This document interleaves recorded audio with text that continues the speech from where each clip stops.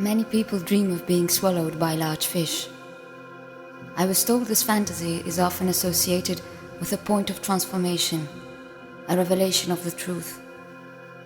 They say that if you dream of a fish that appears to be glowing or possess a unique appearance, it can be a symbol of the self, the person you are deep inside, and the person you have a chance to become.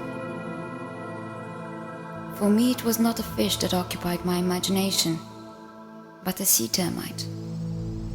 Night after night, it came to swallow me.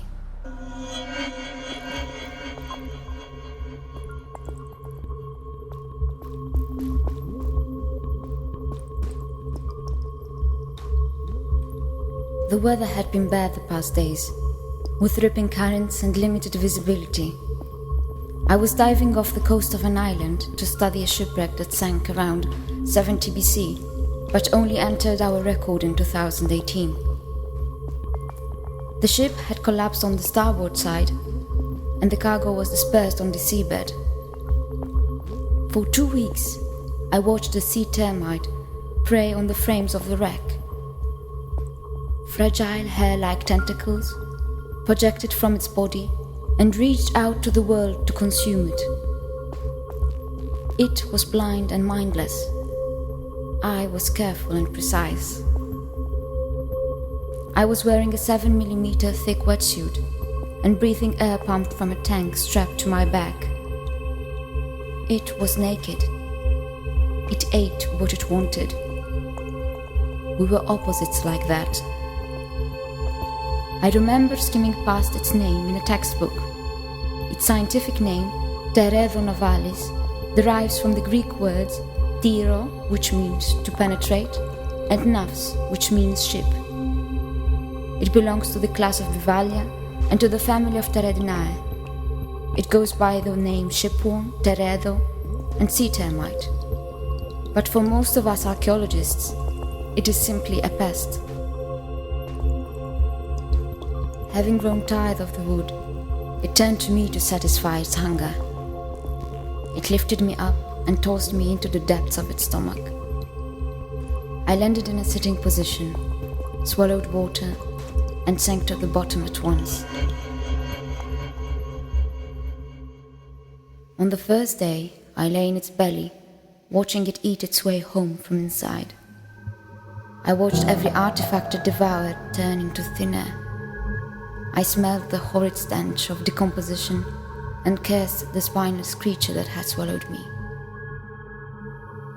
On the second day, I stared at the walls lining its stomach. The various shades of red and blue fine lines peered back at me. I found myself imposing meaningful interpretations by inventing the outlines of objects. It takes a while for your eyes to adjust to darkness. You could be holding your palm right in front of your face and see nothing at all. Opposite to the process of decomposition, where the initial form of the object is obscured until it no longer exists. In darkness, my eyes created forms from mere suggestions. Yet those are the moments when I might have actually seen everything there is to see. Then on the third day, the moment I had feared most arrived. When the things so long submerged became invisible. I mourned for the evidence I would not collect. The inventories, the information, the artifacts, the empty museum rooms, my failed archaeological expedition. I thought of the large museum rooms, the smooth, right-angled white walls with elaborate hanging systems and glass displays. It occurred to me that these fleshy walls I was surrounded by were fuller, more dense, with encrypted information and liquid histories than those of the institutions I had helped build. My escape was this. I envisioned the belly of the worm as a monument to all that does not survive the test of time. My practice advised me towards a museological approach where things had names, spelled out on metal labels, and were ordered by the rules of linear taxonomy. I pushed a nail into the walls, tempted to bring some order into this place where things go to die.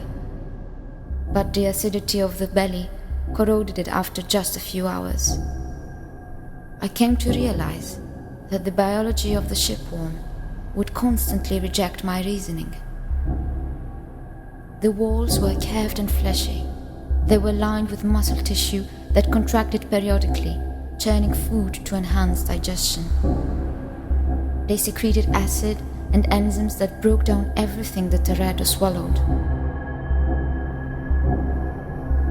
I pictured myself passing sand recovered from the excavation through a mesh wire screen. Sieving has always been one of those processes that I carry out almost liturgically.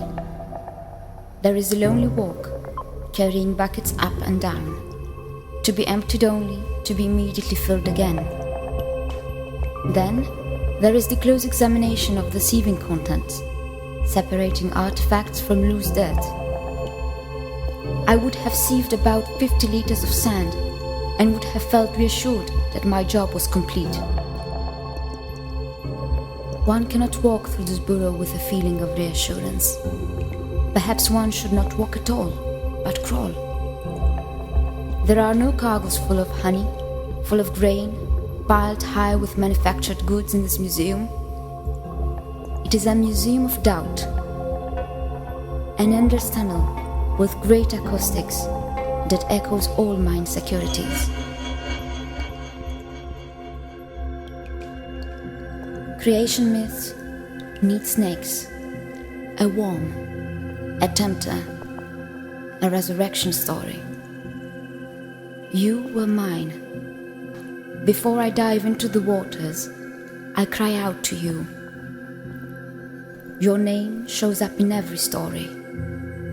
Teredo Navalis, you lover of holes, you build by subtraction,